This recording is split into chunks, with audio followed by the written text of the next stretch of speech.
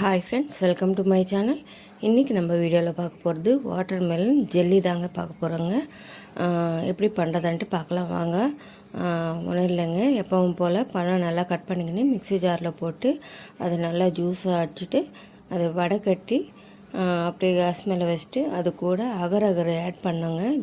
China கிராஸ்ன்னு கூட சொல்லுவாங்க. அதை ஆட் பண்ணி நல்லா கிண்டிட்டு நல்லா கொஞ்சம் திக்கான கன்சிஸ்டன்சி வரும். அப்போ வடை கட்டிக்கின்னு மறுபடியும் ஒரு பவுலில் ஊற்றிக்கின்னு ஃப்ரீஸ் பண்ணுங்க. கொஞ்சம் நல்லா கட்டி ஆகிற வரைக்கும் ஃப்ரீஸ் பண்ணிக்கின்னு அப்புறம் கட் பண்ணி பசங்களுக்கு கொடுங்க. ரொம்ப டேஸ்டியாக நல்லாயிருக்கும்.